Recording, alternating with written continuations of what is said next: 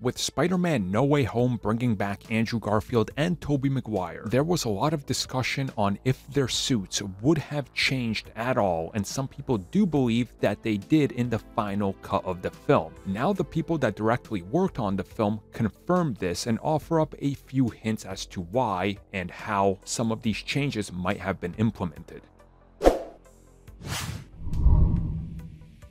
So this comes from an interview from Before and Afters, where the visual effects designer Kelly Port is talking about the approach to bringing back the two Spider-Men, and specifically how they were working on their suits and if there were any changes that were made to them. Because people have been discussing them ever since the film came out, and if you do pay close attention, you are going to notice a few changes. Again, they are subtle, and you do have to really know what you're looking for.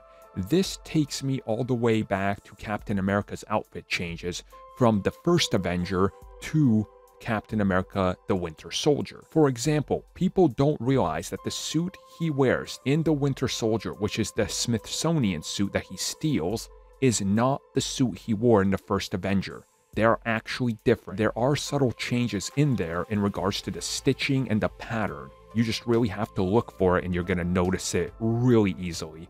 Spider-Man, it's not so much there, but again, it is present. And they said that they obviously approached this with time having passed for each one of these characters, and you have to introduce a bit of variety to what came before.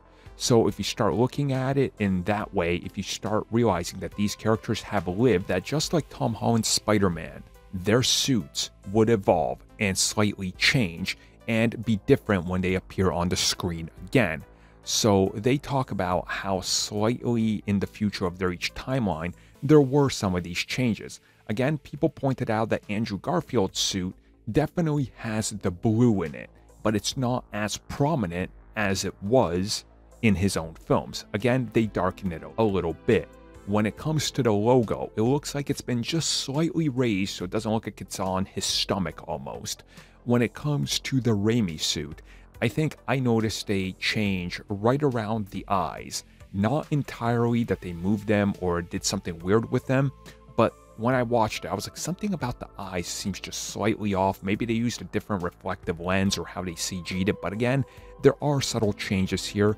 I saw specifically around their legs as well, right around where their like hip bones would be. I thought I noticed something funky going on there that's slightly different, but again, that could have been because of the harnesses they were using and changes to the suits. So, you know, it's all up to debate, but they did confirm that yes, there were changes made to both costumes. I think once we get a full 4K release, we'll be able to look at it ourselves and go, okay, there's a subtle little change here that does kind of make sense now. And it's going to be interesting to see if there was anything bigger, because again, most of these suits in the runtime of the film we're seeing in pure darkness. We didn't really have them swinging around in daytime, which of course hides a lot of the detail.